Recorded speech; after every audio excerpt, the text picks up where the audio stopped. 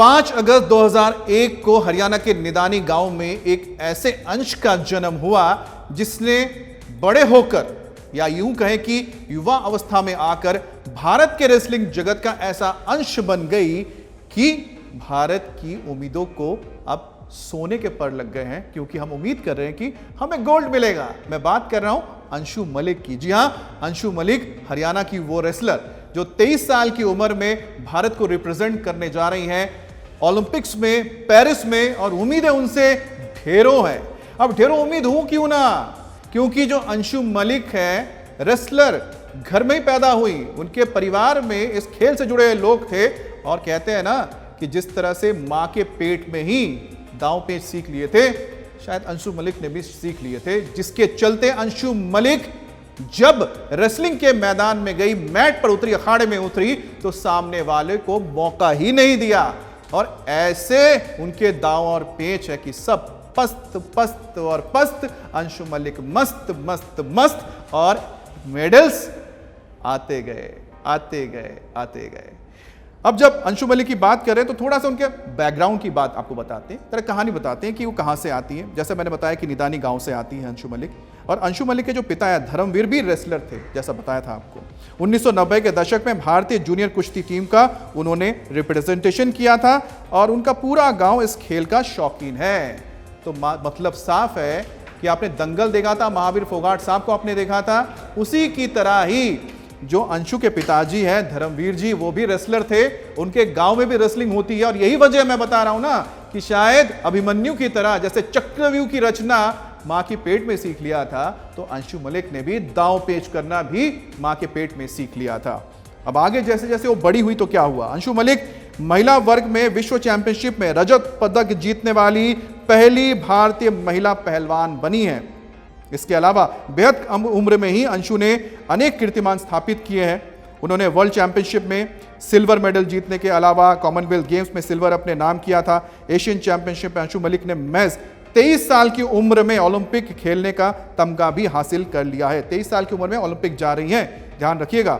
लेकिन इसकी वजह भी आपको बताएंगे क्यों वो सक्सेसफुल रही हैं और किस तरह से उन्होंने क्वालिफाई किया है। अब नॉर्वे के ओस्लो में 2021 के विश्व कुश्ती चैंपियनशिप में अंशु मलिक ने महिलाओं के 57 किलोग्राम वर्ग में फाइनल में प्रवेश किया और यूक्रेन की सोलोमिया विनिक को मात दी, और इसी के साथ उन्होंने अपना नाम इतिहास के पन्नों में दर्ज कर लिया।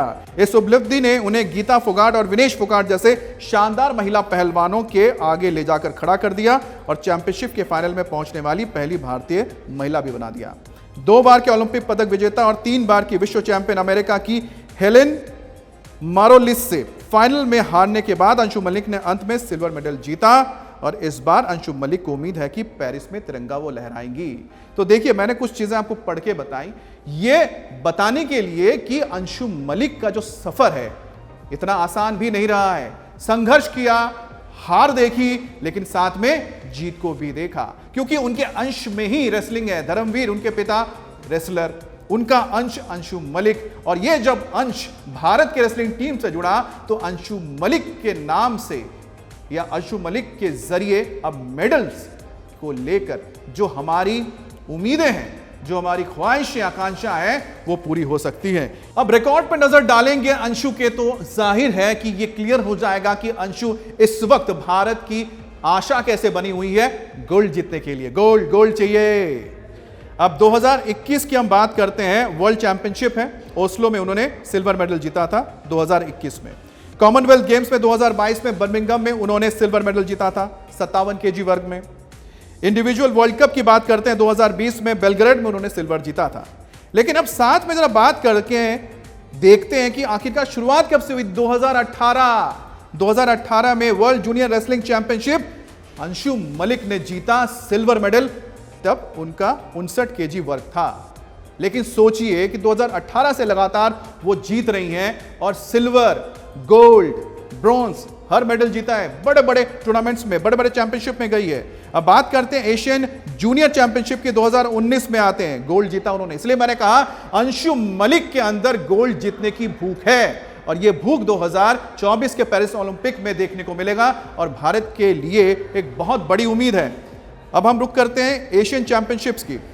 अब एशियन चैंपियनशिप्स की अगर बात की जाए 2020, 21, 22 और 23 चारों साल वो एशियन चैंपियनशिप में गई और बिना मेडल के वापस नहीं आई।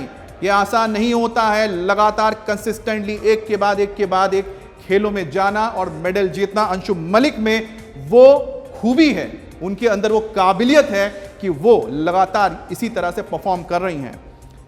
2020 नई दिल्ली में उन्होंने ब्रॉन्ज जीता, 2021 अलमाटी में उन्होंने गोल्ड जीता, 2022 में उलान बातार में उन्होंने सिल्वर जीता और 2023 अस्थाना में उन्होंने ब्रॉन्ज जीता।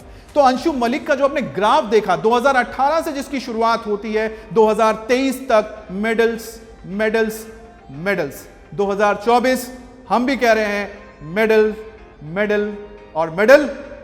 गोल्ड चाहिए, अंशु में दम है, काबिलियत है, हम आपके संग हैं।